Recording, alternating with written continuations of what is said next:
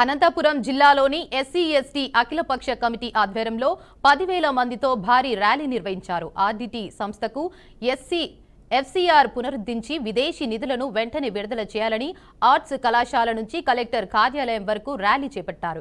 ఇక కేంద్ర ప్రభుత్వం విదేశాల నుంచి వచ్చే నిధులను అడ్డుకోవడం చాలా దుర్మార్గమని ఎస్సీ ఎస్టీ జేఏసీ అఖిలపక్ష కమిటీ జిల్లా అధ్యక్షుడు సాకే హరి అన్నారు. విదేశాల నుంచి వచ్చే నిధులను అడ్డుకుంటే జనసేన తెలుగుదేశం పార్టీ కేంద్రంలో ఉన్న బీజేపీకి తగిన బుద్ధి చెప్తామన్నారు. రాజకీయ పార్టీలతో సంబంధం లేకుండా పేదల కుటుంబాలకు ఆసరాగా నిలిచిన ఆర్డీటీకి అన్యాయం చేస్తే కేంద్ర ప్రభుత్వానికి కనువిప్పు కలిగేలా ధర్నా చేస్తున్నామన్నారు. ఇక దీనిపై మరింత సమాచారం మా ప్రతినిధి ప్రకాష్ అందిస్తారు. ఈరోజు అనంతపురం ఆర్ట్స్ కాలేజ్ గ్రౌండ్ లో భారీ ఎత్తున సేవ్ ఆర్డీటీ అనే నినాదంతో ఎస్సీ ఎస్టీ జేఏసీ ఆధ్వర్యంలో సాకే హరి గారు ప్రెసిడెంట్ గారి ఆధ్వర్యంలో ఈ రోజు సేవ్ ఆర్డీటీ అంటూ ఎఫ్సీఆర్ ఏదైతే క్యాన్సిల్ చేశారో దాన్ని మరి పునరుద్ధరించాలంటూ భారీ పెద్ద ఎత్తున ఇక్కడ మొత్తం అంతా చేరుకొని మాట్లాడుతున్నారు. ఒకసారి వారితోనే అడిగి తెలుసుకుందాం. సార్ చెప్పండి, ఆర్డీటీ ఎఫ్సీఆర్ అని ఎందుకు అసలు బ్లాక్ చేశారంటారు? అసలు దీన్ని పర్యావరణ రీఓపెన్ చేయకపోతే మీరు చర్య ఏదంటారు? అనంతపురం జిల్లా ఈ రోజు పేదరికం నుంచి కొద్దిగా విముక్తి పొందింది. తినడానికి తిండి, కట్టడానికి బట్ట, ఉండడానికి గూడు అనేది ఉందంటే అది కేవలం ఒక ఆర్డీటీ పుణ్యమే.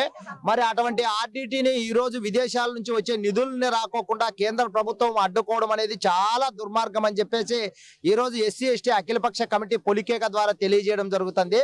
మరి నిజంగానే ఆర్డీటీకి విదేశీ నిధులు రాకుండా అడ్డుకుంటే మాత్రం రాష్ట్రంలో జనసేన తెలుగుదేశం పార్టీ ఒక రకమైతే కేంద్రంలో బీజేపీ, ఈ మూడు పార్టీలు కూటమిగా ఉన్నాయి కాబట్టి ఆ పార్టీలకు తగిన బుద్ధి చెప్పే విధంగా ఎంతటి పోరాటాలకైనా పేద ప్రజలందరినీ కలుపుకొని పోరాటాలు చేస్తామని చెప్పి తెలియజేస్తున్నాం.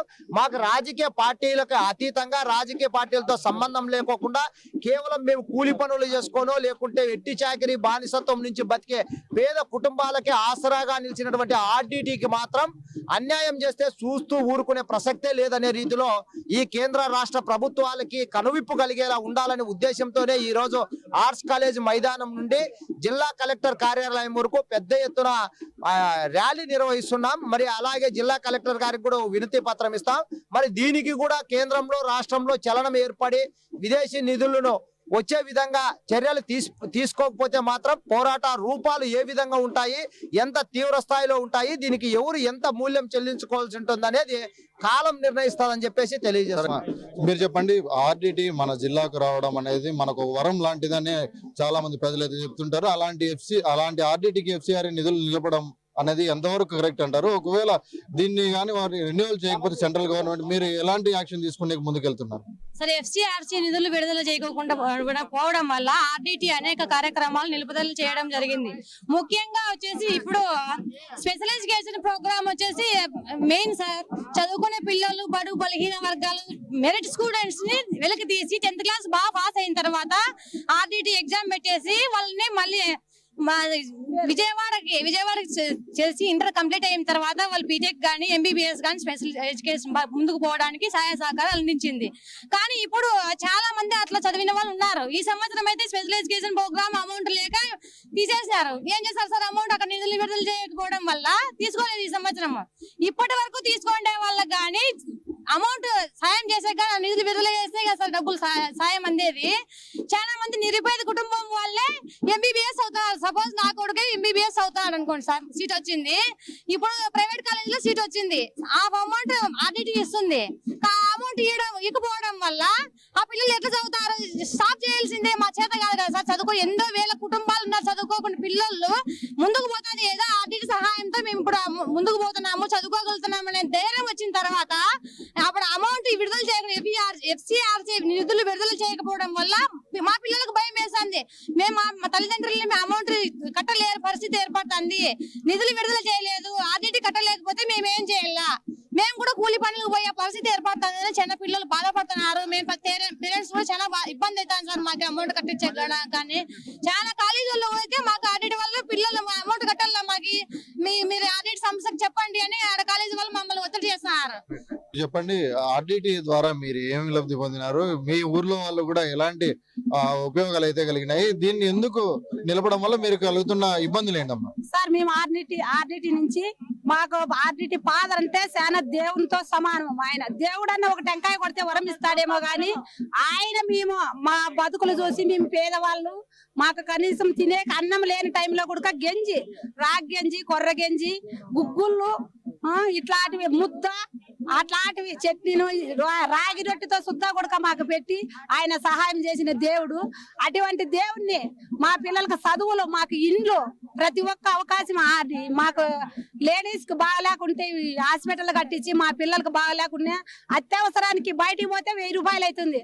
అట్లా సమయంలో కూడా మేము చాలా పేదవాళ్ళము, ఎన్నుకబడిన వర్గాలు కాబట్టి మాకు ఆయన అక్కడ గవర్నమెంట్ వాళ్ళు అయితే 1000 రూపాయలు తీసుకుంటే మాకు ఆయన ఫాదరు మాకు పావలతో సమానం. మేము ఎందుకంటే శాతగాని వాళ్ళము, ఎన్నుకబడిన వాళ్ళము, చాలా బీద పరిస్థితి అని అటువంటి వాళ్ళకు సహాయం చేసిన వ్యక్తి ఆయన. మహానుభావులకు చేతులెత్తి మొక్కల అటువంటి ఫాదర్ ని ఈ రోజు మా అందరి నోర్లను దుమ్ము చల్లి వీళ్ళు మిగతా సార్ వాళ్ళందరూ మాకు రానికోకుండా చేస్తున్నారంటే వాళ్ళు చాలా ఇబ్బంది పడిపోతారు.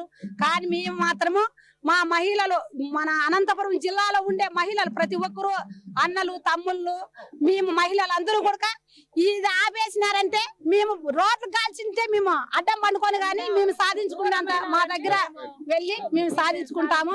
దయచేసి ఉండే మిగతా ఇప్పుడు మా నరేంద్ర గారు, మోడీ గారు, మళ్ళీ చంద్రబాబు నాయుడు గాని, పవన్ కళ్యాణ్ గాని వాళ్ళందరూ మిగతా ఏమన్నా చేసుకొని కాక మాకు మాత్రం ఆర్టీటీ మాత్రం దూరం చేయకూడదు.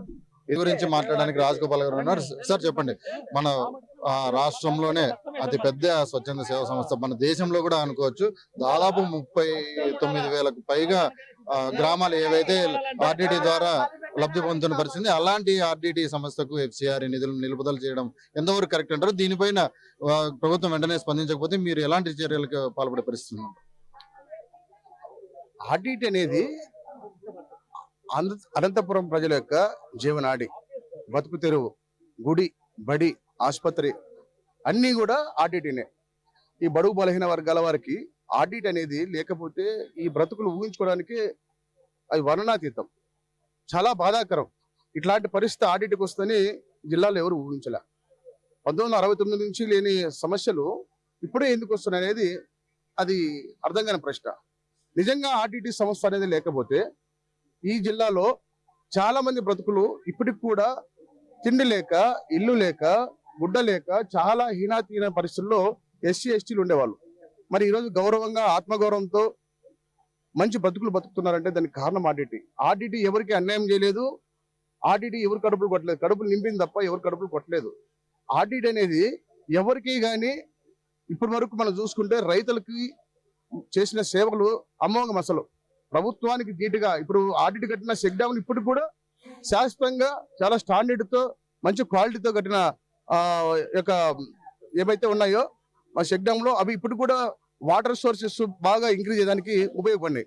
ఇంకా హాస్పిటల్ గురించి చెప్పుకుంటే రోజుకు 4,800 మంది పేషెంట్స్ కి అది డైలీ ఒక హాస్పిటల్లో చూస్తున్నారంటే ఎంత గొప్ప విషయం. ఆర్డిటి సంస్థ ఇప్పుడు ఒక డెలివరీ కావాలంటే దాదాపు బయట 50,000 నుంచి ₹1,00,000 అవుతుంది. అట్లాంటిది 3,000 నుంచి 4,000 లోపు ఒక మహిళకి ఎంత కష్టమైన డెలివరీ కేసు అయినా సరే వాళ్ళు చాలా జాగ్రత్తతో తల్లి బిడ్డకి హాని జరగకోకుండా ఆపరేషన్ చేసి పంపిస్తున్నారు. అదే కాకుండా వాళ్ళకి పౌష్టికాహారం అందిస్తున్నారు. అదే కాకుండా ప్రతి ఊర్లోనూ ఒక స్కూల్ కట్టి మా బిడ్డల యొక్క చదువుల కోసమని వాళ్ళు ఇంగ్లీష్ మీడియంలో చదివించి మా పిల్లలకి ఈరోజు మా బతుకులు అయినారు వాళ్ళు. ఈరోజు మనం ఆర్డిటి సేవలు చెప్పుకుంటూ పోతే ఇంకా సెల్ఫ్ హెల్ప్ గ్రూపులు పెట్టారు.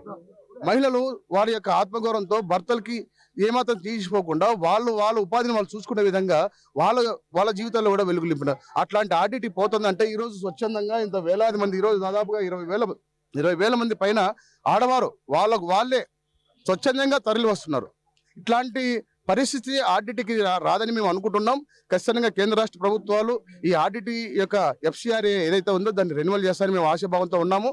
ఖచ్చితంగా FCRA కేంద్ర రాష్ట్ర ప్రభుత్వాలు స్పందించి దాన్ని రెన్యువల్ చేస్తారని మేము భావిస్తున్నాం. లేని పక్షంలో ఇది ఒక మరో ప్రజా ఉద్యమంగా ఇది ఏ స్థాయికి తీవ్ర రూపం దాలుస్తుందో అర్థం కాని పరిస్థితి అని చెప్పేసి ఈ జనాన్ని చూస్తుంటే మనకు అర్థమవుతా ఉంది. వేలాదిగా ఒక అర్ధ గంటలో దాదాపుగా ఈ గ్రౌండ్ అంతా కూడా సరిపోదేమన్నంత జనము రాబోతున్నారు.